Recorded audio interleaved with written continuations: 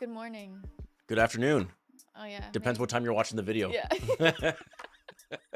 Could be nighttime. Good night. Yeah. So basically, we're just going over a little bit of what the questions we had recently, and because right now it's tough to figure out what an investment is. People talk about investments all the time. They like using that word. It's like I want to buy an investment. Yeah, What it is sounds so fancy. Yeah. What is it? What is it? Let's talk about it. And then you hear, oh, it's the condo down the street. Yeah. And it's like, why is that your investment? Why? Yeah. Because it's down the street? No, that's convenience. That's not an investment. Yeah. Investments can really be anything, right? You can buy a property in the States if legally you're allowed to. Yeah. And that could be an investment. Totally. The idea behind an investment is some people might have a personal reason, which I'm going to actually include that because, I want to buy into this area because, in 5 years, I'm going to move in and my mother's 5 minutes down the street. Okay, that's an idea. You want to invest into that neighborhood. But the real reason when people use the word invest is they want to buy something that they think is going to generate a financial return for them. Yeah. And usually it's just not that condo that's 2 minutes from your house. Yeah. It can be. Could be. But it's not Condos right now. Right now, though. Yeah, exactly. Yeah.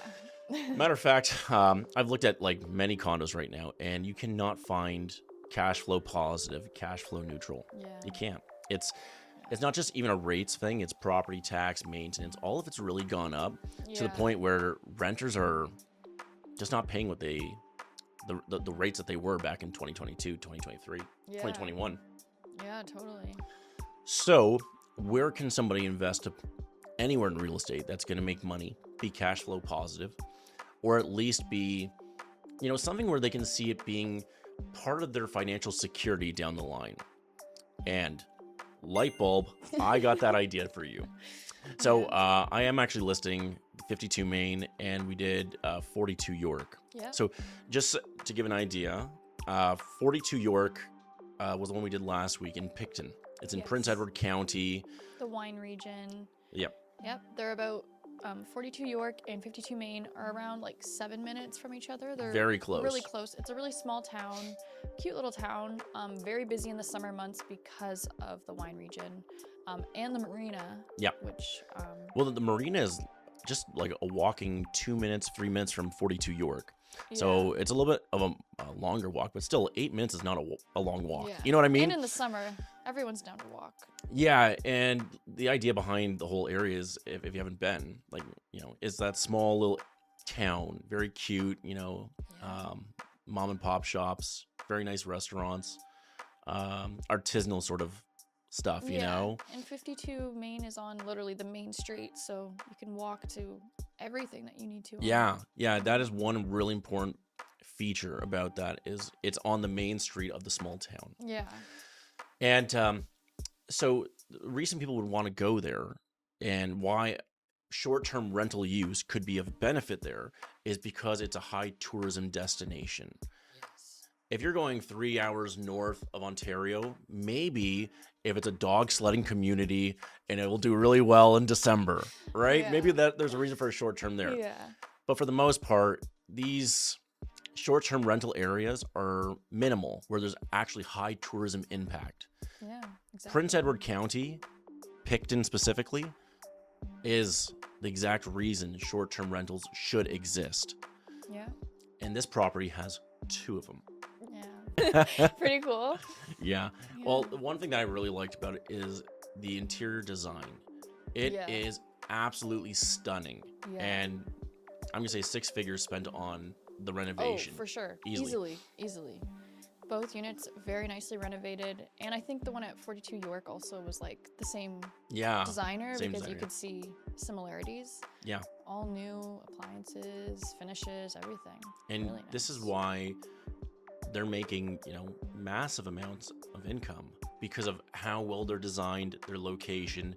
And frankly, for about 3 months of the year, like, there's 0% occupancy. You have to book in advance. There's no Hilton down the street. No Hilton Garden, Doubletree. There's none of that. Okay. That's why the Airbnbs are there. Exactly. So it's an interesting corner of the market to get into, and the numbers are the story. The numbers are Yeah. clear as day. Let me pull them up for you. Mhm. So the main thing when you're buying an investment, first off, we need to know what is it that we might be buying. So we have already said it's a 5-plex, which is 2 short-term rental, 3 which we're going to call standard rentals. Yeah. They've been fixed-term leases. After the first year, they've gone month to month, and basically every single year they've had a rental increase. Those are the ones that go up, anywhere from 1.5 to 2.5% each. When I look at the numbers, I try to analyze who's performing above margin, like who are the underperforming properties, and who are the ones that are absolute all-stars. Yeah. Without a doubt, the short-term rental are the all-stars. And 2 of the units that are standard are underperforming, which means there's room for financial improvement as a buyer. Yeah. Okay, we're not buying it at the best use yet, because if we do, we're kind of just hoping that it stays on par. Yeah. We're buying at a lesser use with room to improve. So that's huge. Yeah. And frankly, I prefer that in an investment because I know that what I'm getting at today, the cap rate, I can improve that to make it even more Yeah. impressive, right? So, and then, sorry, one of the long-term is performing, I'd say, average. Yeah. Okay. So currently the numbers look to be about 145,000 in 2025. That is, Wow. yeah, pretty good, right? Yeah. Pretty good. And even on the short-term rental side, I'm just gonna say there's always going to be vacancy, right? Yeah. So that's room to improve. And strategically, we try to figure out how can we do that? How can we add another 10 days to our already booked year after year success story? And if we got another 10 days, our rate per night is, and that can add, another few percentage points. So it's almost like a fun little business idea, right? How can we do better? Exactly. So on the short term and long term, like I said, 145,000. But if the long term rentals, the 2 that are underperforming, come up to market values, we're looking at $175,000. Wow. Right now, that's, again, we can't evaluate when we're selling the property on that, Yeah. but a buyer can, and they say, okay, And that's how they should. exactly. That's exactly how they should look at it. So I'm going to come back to that 175 in a minute, but let's stick with the reality of the scenario. Yeah. 145. Then we have what are called fixed expenses. Okay, so fixed expenses are things we can't really change too much. Mm-hmm. You can't change your property tax. Your property tax, it's set. Yeah. Okay. Things like utility use, you can't really change that too much. Insurance, you can't really change that too much. You could, but most people are saying, let's keep that as fixed. What are the standard expenses? Grass removal, snow, that sort of stuff is fixed. You want to have those going. So let's put that to the side because we can't change this, or if we do, it's not much. That's about $30,000. Okay. Wow. Okay. So 145, we'll say. Yeah. Subtract 30,000 leaves us $115,000 of income. The short-term rental has options. These are variable expenses that are not mandatory to continue on. Mm-hmm. Now, they might need to be there if you're not a local in Picton. Yeah. If you don't want to take this on as a little bit of a side hustle, side job. Yeah.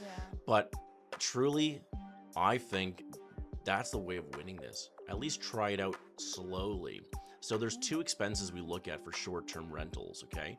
That's going to be, well, actually, I'm going to say there's 3 because this is one that we don't even see in these numbers. When you use Airbnb, they take a percentage of it and you don't even see that amount. It's usually about 15%. Okay.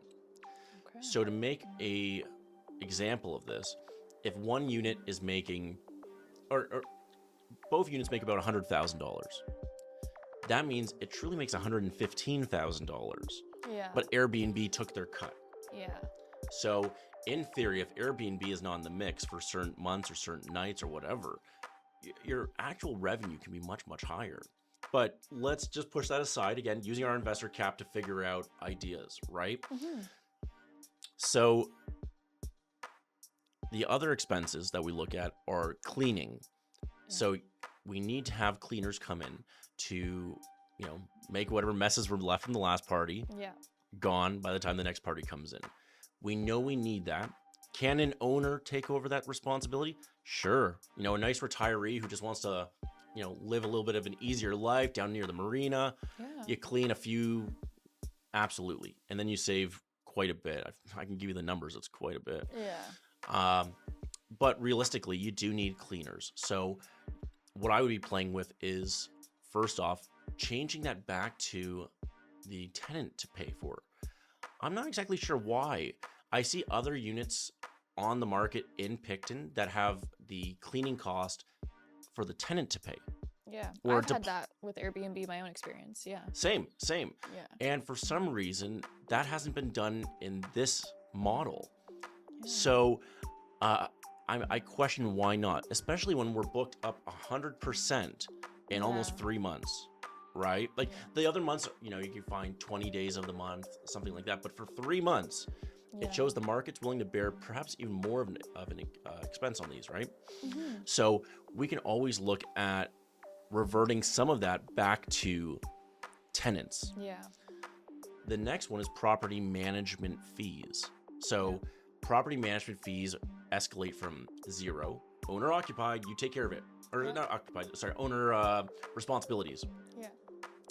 This one, I would say, is probably pretty high, considering the furnishings and all that are owned by this side, the sellers. Yeah. They're not owned by the company, and it's 25%. Oh, wow. So that's pretty high. Yeah. But we can get a lot of that back. So what we did with 42 York was we reached out to some property management companies and found 2 of them that are able to do it for what we call 10 to 15%. Yeah. And they have very similar responsibilities. Yeah. So you're able to save, based on that expense, 40 to 60%. I want to give you a real number. That way it's not just percentages, right? People need to know what we're talking about here. So property management fee on unit 1 is, or was, $8,779. I'm not including HST or anything. I'm just using whatever number they provided. And with the cleanings, it comes to about $15,000 in that unit. So we already know we can lower that by about $5,000 just on property management. Yeah. And that goes back to you. It doesn't go back to, it's not lost. That is an expense that is recoverable. Yeah. Then unit 3, this one is the more successful one by about $5,000. But the cleanings are $9,000.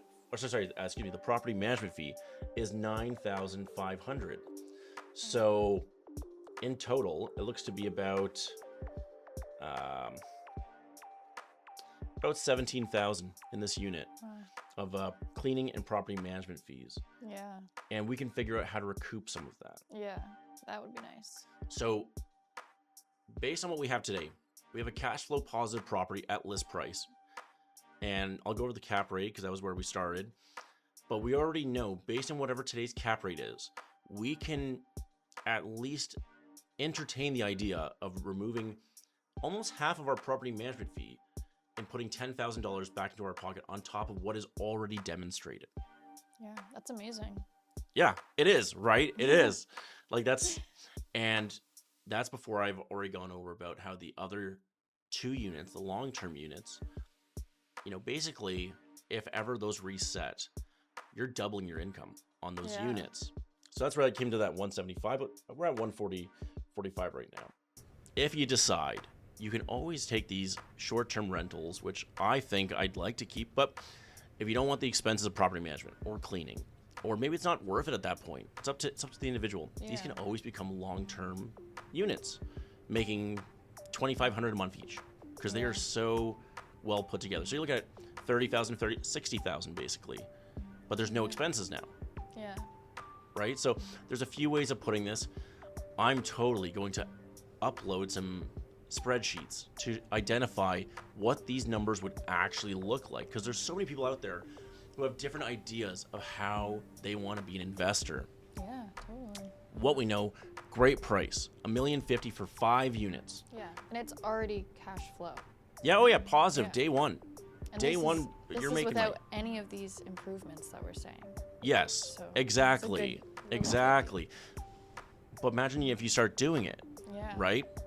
This is how a business should operate. They look at what you're currently doing and how can we improve it. And if you decide to do that, the upside on this is, retirement rich. That's what it is. Yeah. So, I love putting these ones together because doing a standard condo is just, one income, 3 or 4 expenses. You get to it pretty quickly. Pretty straightforward too. This is like, it's a fun little brain tickle to try and brainstorm the best idea of how can somebody maximize its revenue and lower its expenses to the point where it becomes, generational wealth. Yeah. So